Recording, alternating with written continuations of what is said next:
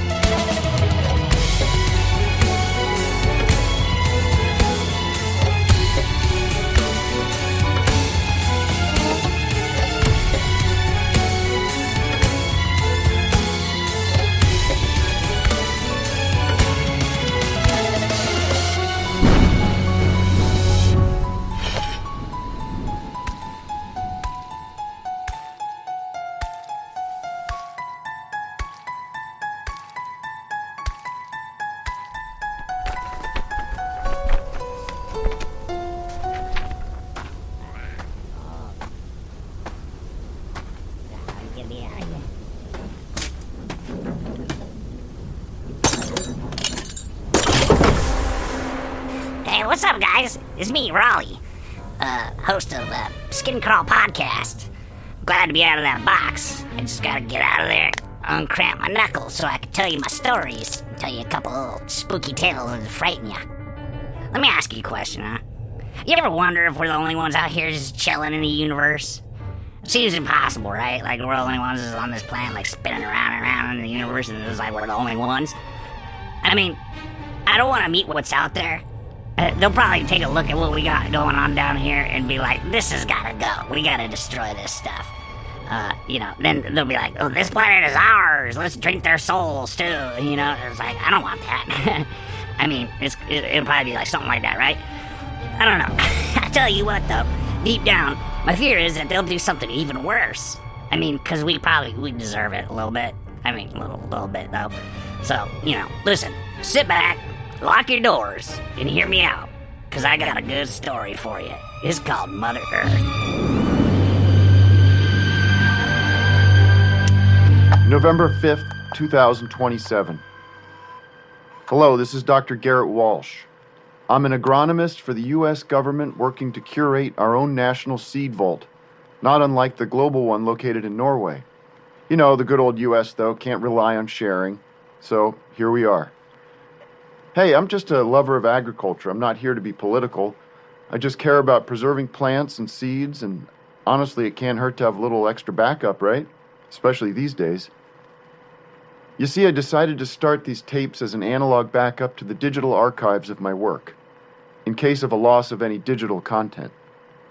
Let me explain. 4 days ago, an unidentified spacecraft was spotted barreling towards Earth at an alarming rate. I've reached out to friends and colleagues in various different government sectors, but no one seems to have answers. Of course, I don't have tippity-top secret clearance, only enough to know the details of my own classified project, so they could just be obligated to keep their mouths shut. No one wants to risk a vacation to Gitmo, and I don't blame them. I'm currently at our bunker underneath northern Alaska. This spacecraft has me spooked, I'll admit. I don't know what sort of interference it will have on electronics, if any. One of my buds over at NASA said there's a possibility it's just a hunk of a bunch of space junk that's accumulated over the years. You know our orbit's full of trash, right? Anyway, he said it in that way your parents tell you little Scruffy is going to live on a farm up north to run and play, just pacifying an old friend without sounding very convinced of it himself. And the fact that he had to quickly hang up the phone didn't help my nerves much either. The public isn't aware of any of this yet. The ship is still months away from making contact with the surface of Earth, or so they tell me. At this point, I'm just trying to stay calm and do whatever I can to preserve all my work. We're a pretty small crew out here. A few fellow agronomists and botanists, a handful of chemists and microbiologists doing their own research, and a good heaping of military personnel. They're also doing their own thing. I'm not privy to it, but it's hard to miss the weapons testing and drills out in the distance when you all live in a few huts in the Alaskan wilderness. Of course, they're state-of-the-art huts, but huts nonetheless. I'm not complaining. This is the best job I could have asked for post-divorce. You know, being out here, finding myself, working on the research I love. Food's not too bad either. But after my contract is up, I don't think I'll ever be able to look at a can of green beans again. I swear they serve that shit with every meal. Oh, here comes Becky. Hey, Beck, you want to say hi? Oh my God, I haven't seen one of those since high school. Where did you get it? eBay. Where else? What are you doing with it? Do I even want to know? I'm just making some backup files of all my work in case something knocks out all of our digital stuff. What would knock out our digital stuff? Maybe you have a little case of baby brain, but you were in the same meeting as I was when they told us an alien spaceship was headed our way, weren't you? Oh, Jesus, are you really that worried about that? It's probably just an old satellite or something. You sound like my mom. She's freaking out about it. Can you believe that?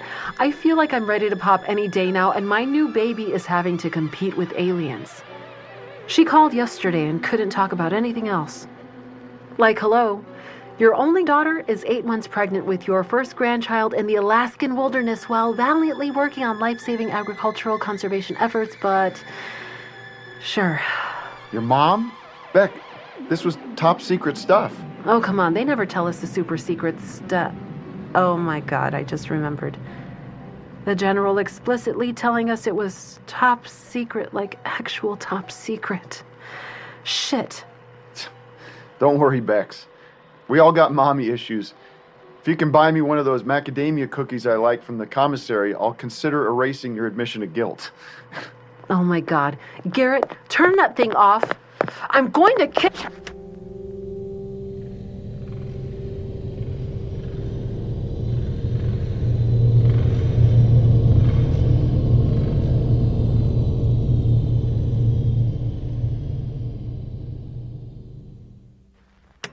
November 6th, 2027. This is Dr. Garrett Walsh again. My first voice note, or whatever you would call it, wasn't exactly productive, so let's start making progress on these documents, shall we? Okay, actually, let's start easy with some basic inventory we just got in. Before I get to the good stuff, I want to listen back and make sure these old tapes are in good shape. Box number 2F0732 from the Genetic Resource Center in Nigeria. Box number 2E0114 from ICARDA, or the International Center for Agricultural Research in the dry areas, for those of you not in the know.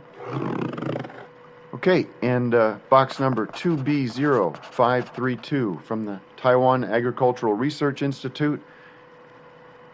Oh, and I think these are the Shensu. Dr. Walsh, we're having an all-hands in the cafeteria. DC's about to call in and give us our orders. Our orders? Huh. Hold on. What?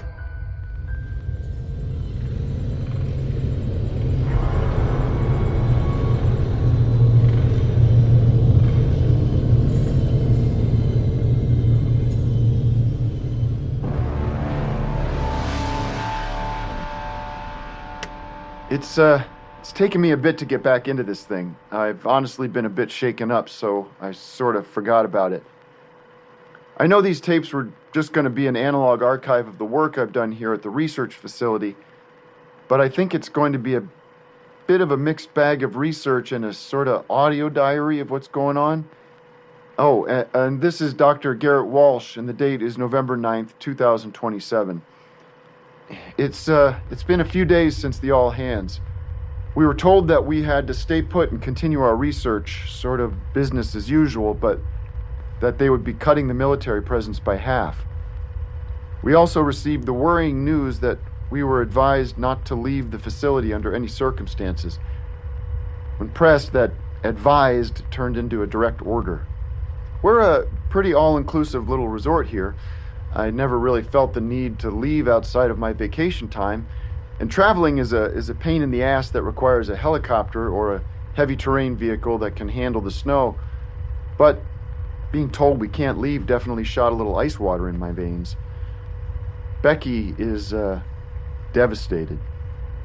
She and Dave, Dave is her husband, he's writing a novel, and they were scheduled to leave yesterday to get to Anchorage where she was going to have the baby.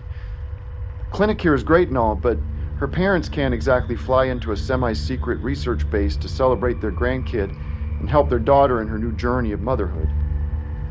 The GIs have already started moving out. Where to? No idea. I don't have clearance for that info. Maybe they've figured out where the spacecraft is going to land? Or they're headed to a bigger base to wait for more orders? Maybe they're leaving us as alien bait? I could speculate all day, but that won't help me, or anybody. I'm gonna keep working. No shipments today. Maybe later I'll go through and figure out what documents I think really need to be backed up.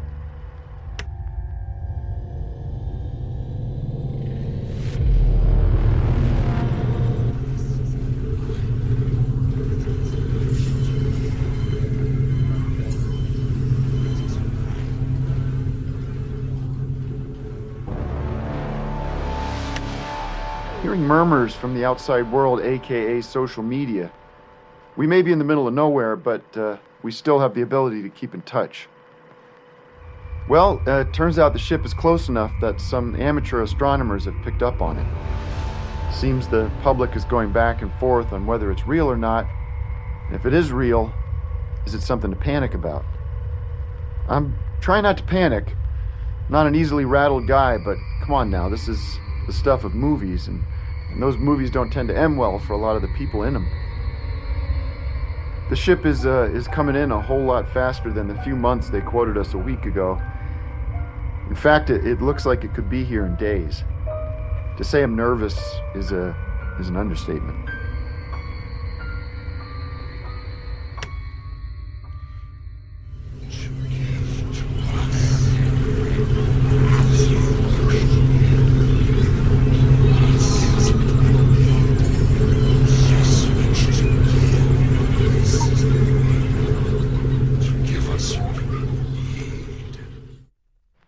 So, cat's out of the bag. Our president made a statement about the ship.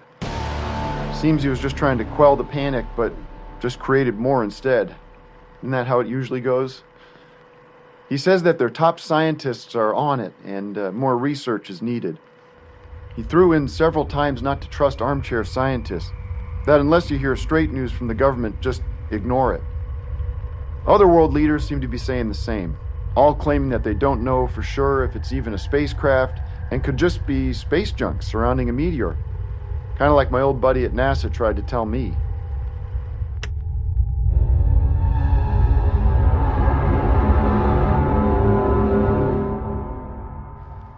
This is Dr. Garrett Walsh, and this is my new radio show, Close Encounters of the Third Kind. I think that title's already taken, Walsh. You know what, Dave? I think you're right. This is Garrett's Encounters of the Whiskey Kind, here at the Mess Hall of the United States Seed Vault, located in a redacted part of Alaska's coldest nook and cranny. Even drunk, you keep those government secrets better than I do. Also, some of us don't get to drink to the end of the world, you know. Aw, Bex. You know I can't wait to meet that little one of yours. I hope he calls me Uncle Garrett, and I want you to know that you can ask me for anything. I'll help you both out in any way I can. I'll babysit, I'll teach him to identify all my varieties of barley. Hey, you're my best friend here in this frozen tundra, you two. I hope you know that, all right? My BFFs, BFFs, as the kids call it, right? And thanks for putting up with the old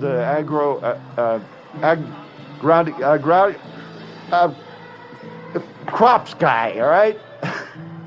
Thanks for taking me under your wing, crap guy. Crop! crop guy, all right? Like the ones you grow. Can I get real with you right now? Yeah, man, this is a safe space. We're all friends.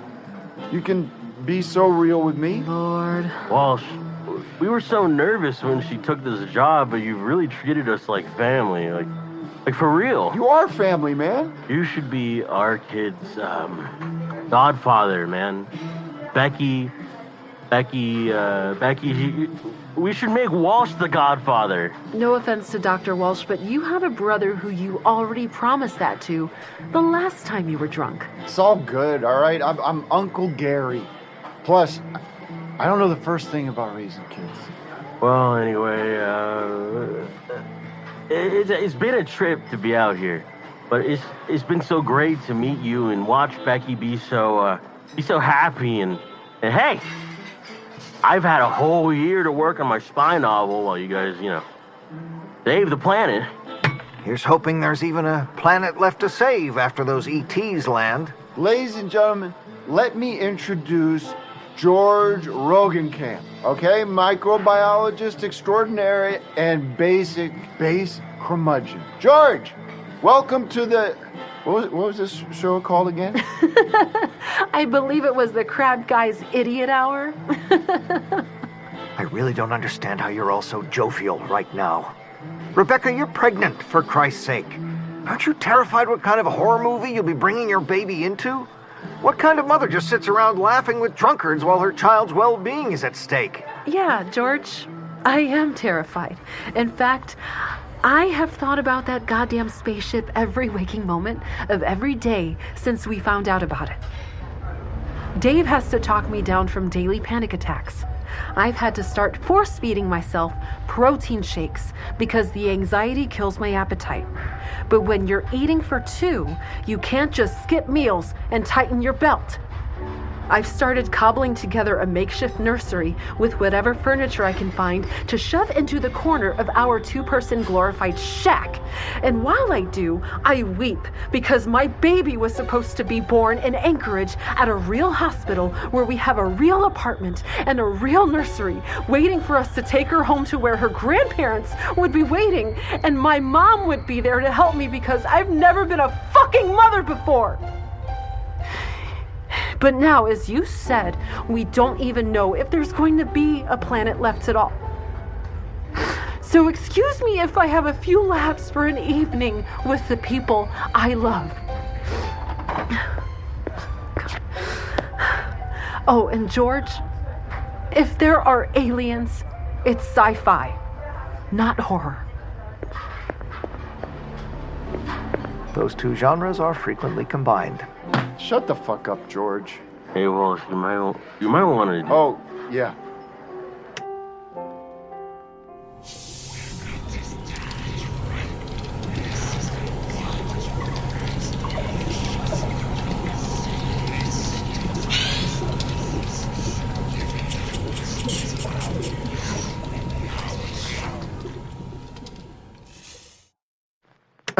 This is hungover and maybe still a little drunk Dr. Garrett Walsh here to say that Dr. Rebecca Wynn is the most loving, soon-to-be mother I've ever met.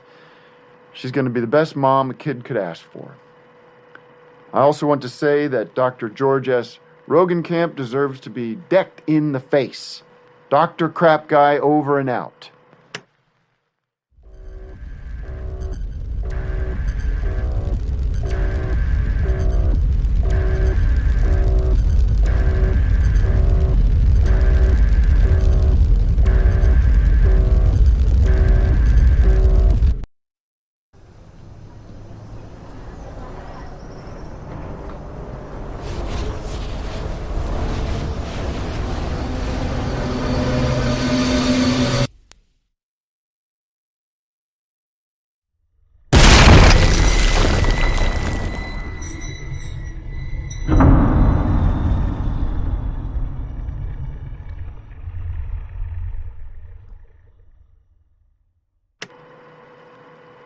The ship has arrived. There's no hiding it anymore from the general public.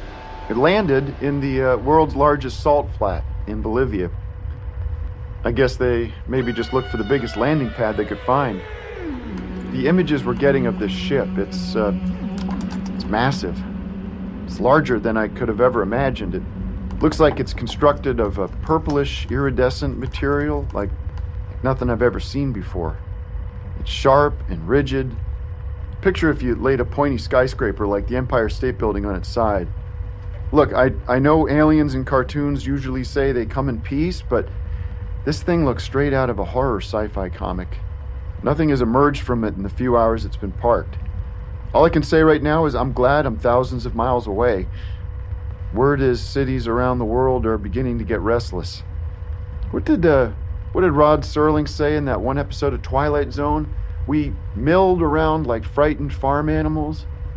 It's exactly what's going on. I feel so powerless to do anything about it. There's talk online of starting pilgrimages to go see the ship up close. Can you imagine wanting to get closer to that thing? Bolivia's government is trying to claim ownership over it, but the rest of the world's governments agree that isn't happening. That's the only thing they agree on, I imagine. I don't know much, but I know even within our own country, politicians can't agree on whether to try to make contact or just go ahead and nuke the thing into oblivion. I'm usually more of a pacifist, but for some reason I'm leaning more towards the latter option. Not alone. Everyone around here seems more heated than usual. Becky stopped coming into work. Dave said he thinks the due date is closer than the doctors originally thought and that she's fine, she's just tired and has been sleeping a whole lot more. She's a tough cookie, though. She'll be fine. I imagine growing a whole other human can be pretty exhausting.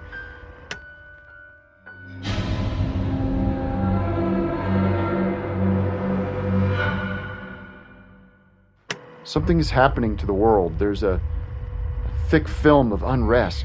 Crime has gone up everywhere. Cults started to form outside the spaceship. Then the cults started fighting. I don't know why. They all worship the same thing. A lot of lost folks looking for answers in the ugly metal monstrosity. I don't think they're going to find them.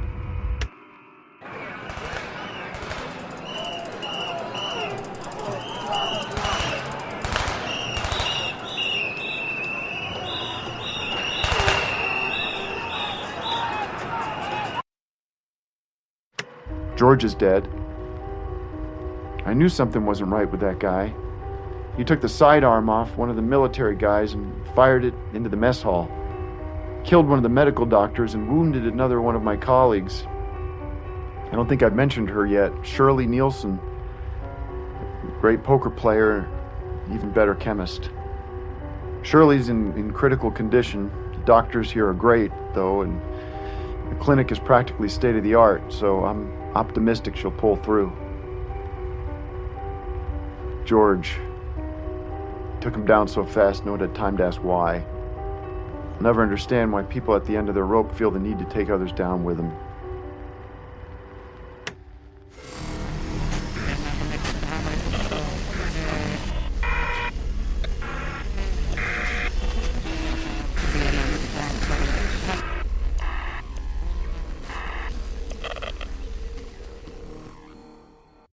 Hey there, it's the new year. You've got mood boards and resolutions and work is back in full swing and you don't need any extra stress in your life. And Factor's ready-to-eat meal delivery takes the stress out of meal planning and sets you up for success in the new year. Skip the grocery stores, prep work, and cooking fatigue. Instead, get chef-crafted, dietitian-approved meals delivered right to your door with over 35 meals to choose from per week, including options like keto, calorie smart, vegan plus veggie, and more. Plus over 55 weekly add-ons. You'll have a ton of nutritious and flavorful options to kickstart your resolutions. Forget frantic lunch preps and rush dinners. Factor's 2-minute meals are your secret weapon in the new year. Fuel up fast with restaurant-quality meals, all delivered right to your door. Factor now offers loads of snack options like breakfast, smoothies, juices, snacks, and more to keep me going no matter what's on the schedule. Skip the overpriced takeout trap.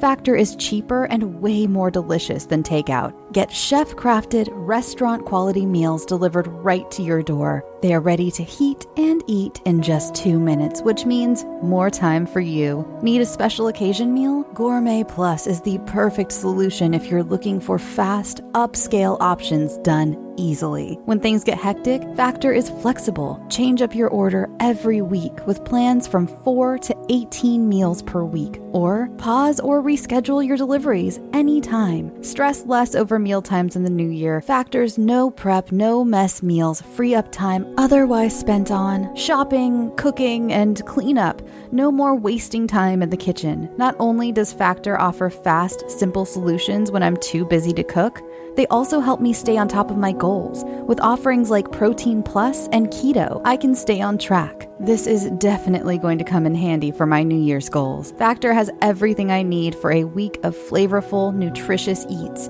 In addition to ready-to-eat meals, they have cold-pressed juices, smoothies, energy bites, extra protein, veggie sides, and more to keep me energized during frantic times. Head to factormeals.com/scareyoutosleep50 and use code scareyoutosleep50 to get 50% off. That's code scareyoutosleep50 at factormeals.com. As many Scary to Sleep fans know, I've been going through a lot of changes in my life. And one thing I've been doing is getting my finances much more organized, and that includes paring down some of the subscriptions I pay for. It feels like everything is a subscription these days, be it for the gym or streaming services or music, the list goes on, and something that has helped me tremendously is Rocket Money. They not only helped me cancel subscriptions that were a pain to try to do myself. Have you ever tried to deal with some of these companies directly? It's just a headache. Rocket Money also alerts me when the subscriptions I did keep go up in price, giving me the ability to weigh my options and keep those little extras that add up oh so quickly in check. Rocket Money is a personal finance app that finds and cancels your unwanted subscriptions, monitors your spending, and helps lower your bills. I can see all of my subscriptions in one place, and if I see something I don't want, I can cancel it with a tap. I never have to get on the phone with customer service. Rocket Money has over 5 million users and has helped save its members an average of $720 a year with over 500 million in canceled subscriptions. Stop wasting money on things you don't use. Cancel your unwanted subscriptions by going to rocketmoney.com/scareyoutosleep. That's rocketmoney.com/scareyoutosleep. rocketmoney.com/scareyoutosleep. Dave's been begging to find a way to get Becky to Anchorage. He said she's fallen so deep into a sort of depression that he's worried something might be wrong internally. The clinic doctors insist she's fine and that she's just suffering mentally like the rest of us, as if that isn't reason enough to get a pregnant woman the hell out of here. The docs over at the clinic have gotten real prickly lately. Everyone around here has, in fact. Higher-ups keep denying the Winds' clearance to leave. Not a religious man, but lately I find myself praying for someone to help that little family.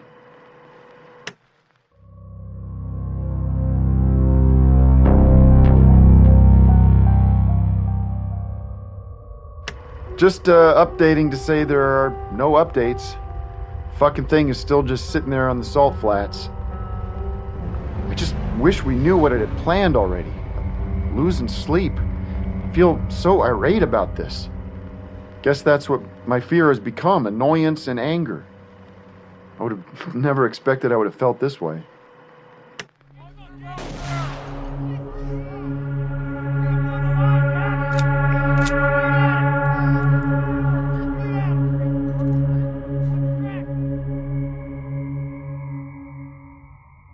The world has developed into chaos, every nation at war.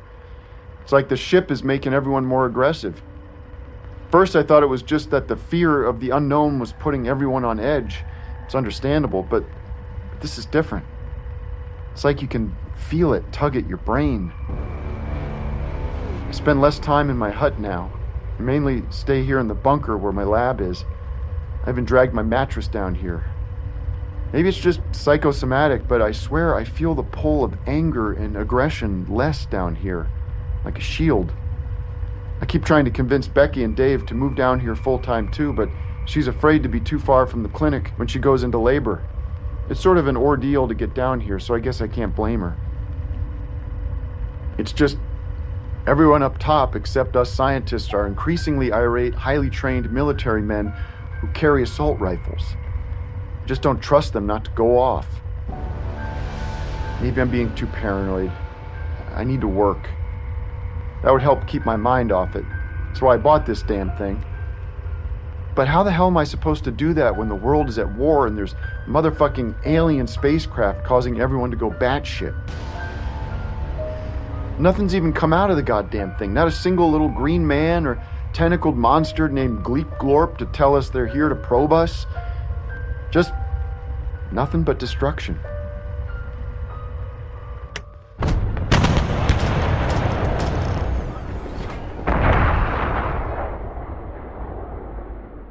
Top military abandoned us. They left us to fight the war. Sorry, wars, plural. The 2 remaining doctors are dead. One pulled Shirley's plug before killing the other, then himself. 6 nurses are left, at least, to deliver Beck's baby. Becky's been saying some really wild shit. Dave asked me to come talk to her. Thought maybe another familiar face would help snap her out of whatever this is. She just keeps saying things like, I don't want that little parasite, or can't it just stop? She asked the nurse to take it away once it's out of her. I hardly recognized her. She looked gray or gaunt in the face. Her hair even looked thinner. She's in the clinic full time now. They have her on fluids and may need to start a feeding tube. They're afraid she's trying to starve out the baby.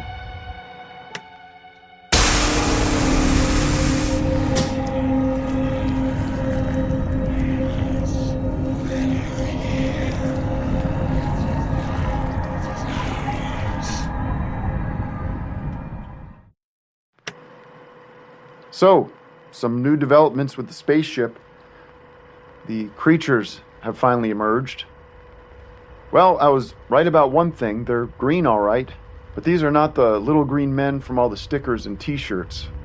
The footage we've received shows human-sized creatures with long limbs, big opalescent eyes, and jaws full of sharp fangs dripping with slime. They're hunched and naked and terrifying. The militaries of the world haven't bothered to attack. They're too busy fighting each other. I don't understand. I mean, I lived through the Cold War doing nuke drills in elementary school because a bunch of grown men couldn't get along. Hell, for thousands of years we've sacrificed our young people to feed the egos of world leaders, and now we can't even toss a few grenades at actual monsters?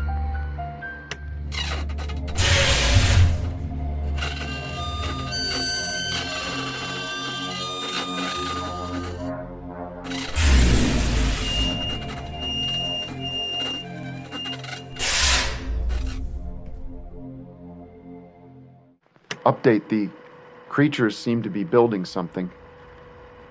They're even taking apart pieces of their ship, literally dismantling huge chunks of it while crowds of cult members cheer them on. No idea what it is yet. I just know the more they build, the worse Beck seems to get. I admit I haven't gone to see her as much as I should. I don't like feeling that feeling I mentioned earlier. I still feel it tug at my brain. Last time I had these intrusive thoughts about shoving Dave's head through the window in Beck's room.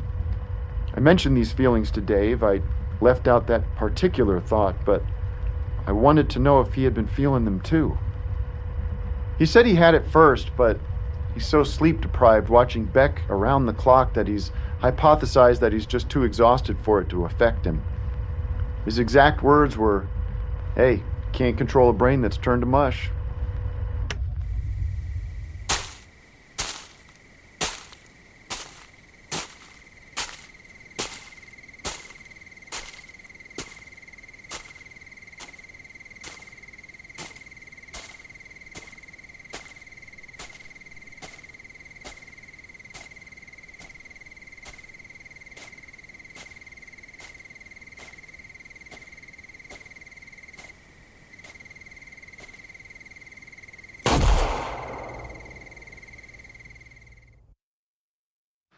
Went to the mess hall this morning for coffee. Been avoiding everyone but Dave, Beck, and the nurses, but something told me I needed to check in. There aren't many of us left. The cooks, about 8 various scientists, a few custodians, probably a few more I'm forgetting. Still a paltry sum for the bustling miniature city we once had. When I got there, I learned that 2 nurses, 3 scientists, and one of the cooks had disappeared overnight. Speaking to their various bunkmates and investigating the grounds didn't bring up anything but some footprints leading away from the facility, like they just walked off into the wilderness. No one volunteered to go looking for them.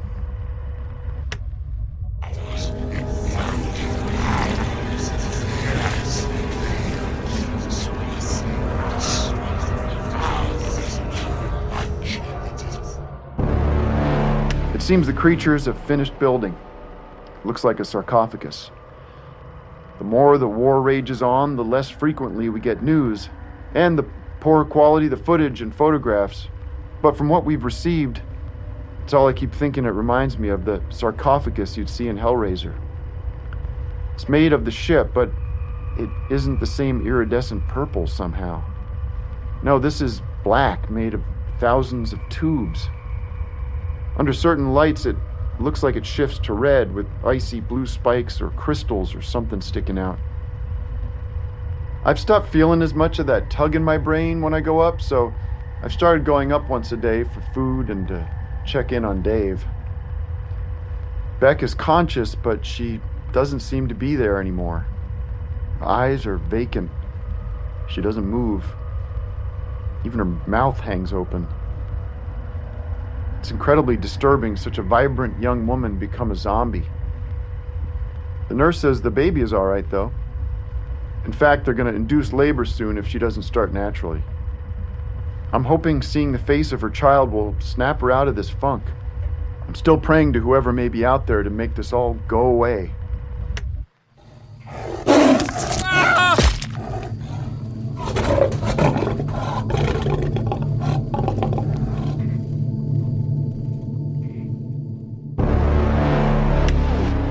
Weeks ago, I reached out to my old college roommate who's a zoologist in San Diego. I mostly wanted updates on how he was faring in a big city during all this crazy, but told me something more disturbing than the riots of man. He said they've been having issues with all the soon-to-be or new mothers at the zoo, like a wave of postpartum has swept over them. All maternal instincts just gone. Apparently they're neglectful at best, but, well, they've lost several zookeepers trying to save the babies before the mothers can get them. 2 to a lioness, another to a gorilla, 2 more to the elephants. I won't go into details, but my stomach is still upside down after reading that email. I honestly don't think I'll shake those images from my nightmares. The animals didn't seem affected before when all the warring started, but now it's like they're trying to drive themselves to extinction. Come to think of it, seems like we might be doing the same thing.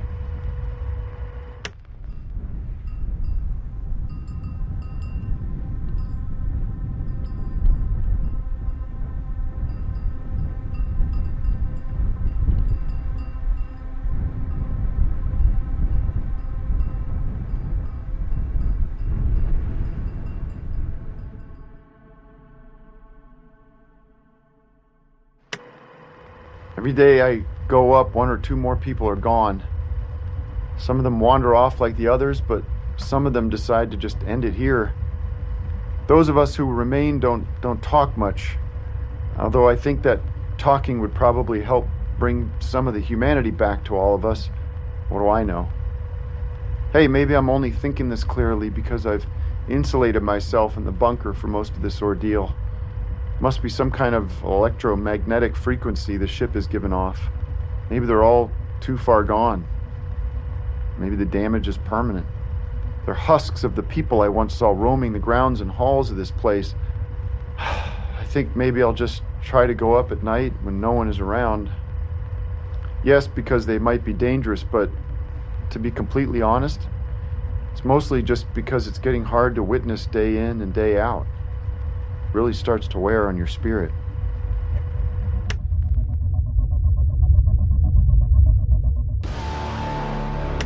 They induced Becky a few days ago. I haven't gone up to see the baby yet. I figured they could use a little privacy to celebrate as a new family. At least I hope they're celebrating. As for me, I've, The fuck? Who's there? We have to lock this door. Do you have any weapons in here? Dave, what the fuck? What are you doing? Jesus Christ, is that your baby? Dave, whatever thoughts you're having, they aren't real. They're coming from those fucking things.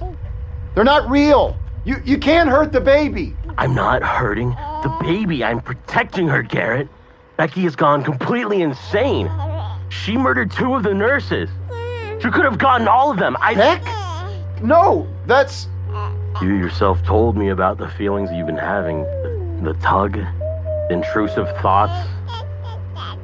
Becky's been having them too, Garrett. I thought it was just hormonal shit combined with the fact that the fucking world is ending.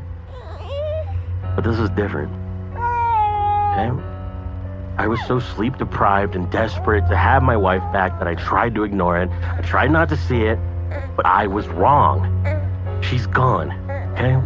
The Becky I married is not what gave birth to my daughter days ago. She was getting worse, saying weirder, more fucked up shit, stuff I can't even repeat without wanting to throw up. So they decided to sedate her for a few days, give her time to recover. They thought once she woke up and the hard part was over, maybe she'd be better. Do you have any weapons? How do you lock this door? Well, she wasn't fucking better. She was a fucking maniac. The nurses started carrying guns after Georgia lost his shit, remember? We thought she was out, and then the nurses went to go check on her. She snatched one of the guns, and then I heard the gunshots. I was coming back from the cafeteria, and Millie went to the room and where they were keeping the baby, and I almost didn't get away. One of the nurses was in the hall bleeding out. She told me to run, so I did. I came here. Becky's always said this place was like Fort Knox. Dave, these locks, she can get into all of them. She works here. She has the access codes to every door. We have to try. We have to try. We have to barricade it. You help me with these filing cabinets, Garrett. And where does that door lead to? That leads to the seed vault itself. We can't hide in there, okay? There's no way out, and we could freeze to death. Dave, maybe I should hold the baby. Yeah. You're right. I need to move this furniture in front of the door before... Becky, you wouldn't...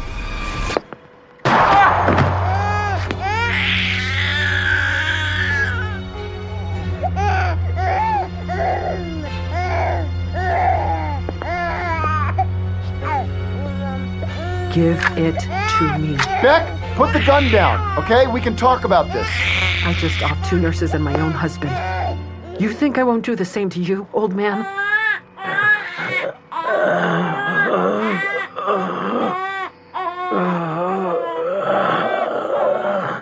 Are you still alive, impregnator? Thanks for the coffee mug you got me last Christmas, Beck. It really did come in handy. Shh. Shh. It's okay, little one. Mommy's just taking a little nap, okay? You just lay on Uncle Garrett's bed. I think Mommy needs a timeout.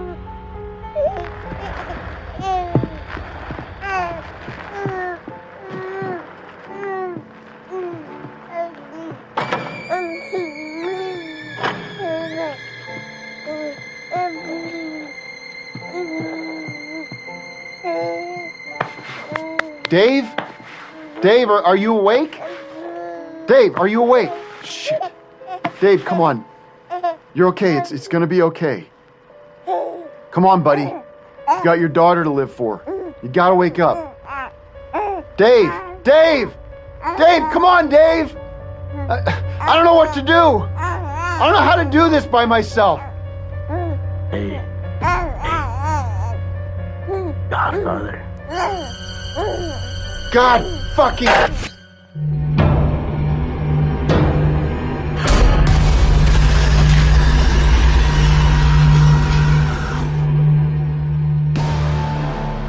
It's been a few days since it all happened.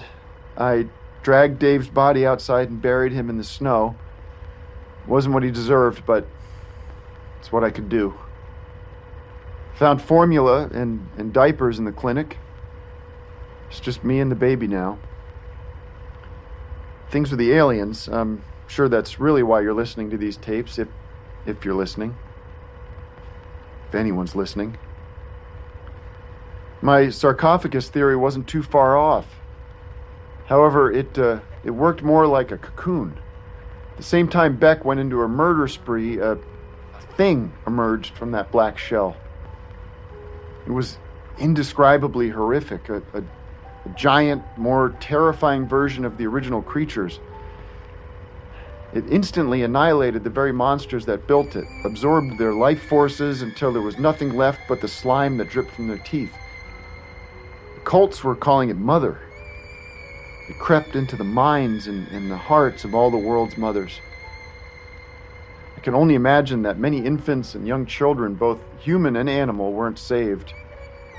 Seems like it fed on the maternal life force of all the planet Earth, like its predecessors did on chaos and destruction. But while the creatures before it created riots and war, their invention only took.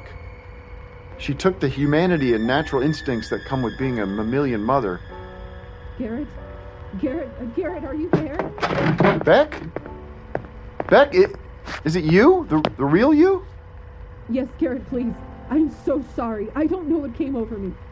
Please let me out. Please let me see my baby. Tell Dave I'm better now. Becky, Dave is dead. You killed him. I'm sorry, I just can't trust you with this child. Garrett, I'll starve in here. You know it's a miracle that I didn't freeze already. This is a sign. Please let me out. I don't know what's happened to me, but I can feel it's all gone. I can feel it. Sorry, Becky. Garrett, no. Garrett, please let me out. Don't let me die in here, please. Please, God, please. I'll be signing off now. More updates to come.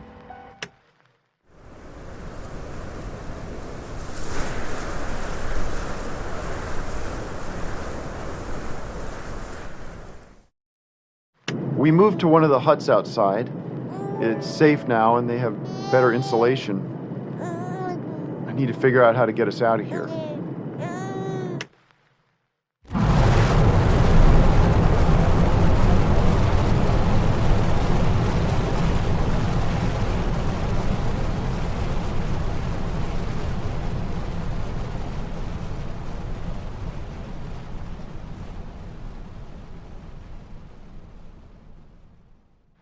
I received the best news.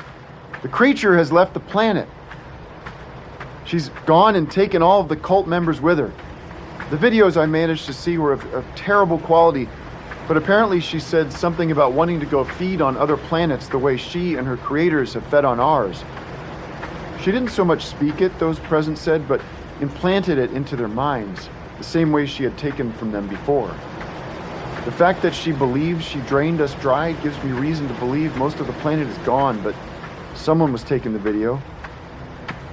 I received an email from my zoo friend in San Diego. He sent out a blast to everyone in his inbox hoping to find anyone alive. He said the animals have gone back to normal. He also says that hospitals are reporting human mothers are going back to normal as well. That means that Beck is okay. I'll keep her in the back of one of the off-road vehicles with plenty of warmth, just to be sure, and never leave her with the baby unsupervised. But I think she can finally be the mom I knew she could be now. I'm coming, Beck. Soon we'll have all this behind us. And I promise to be the best godfather Dave could have asked for.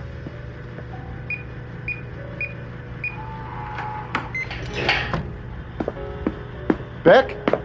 Beck, it's okay now. I know you're okay now. Oh!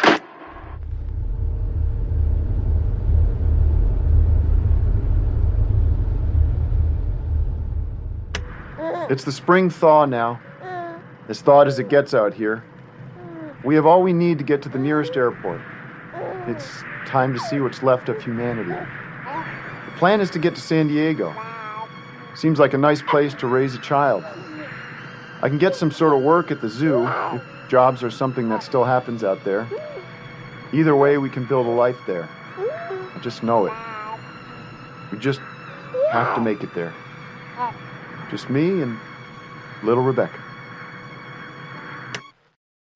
Oh, well. It's nice to see you stuck around. Maybe you ain't as scared as you look, kid. I tell you, this is why I don't like guests. They come in peace, and the next thing you know, it's total global annihilation. Always with the global annihilation. Yeesh. If you like that one, just wait till next week for another episode of the Skin Crawl Podcast.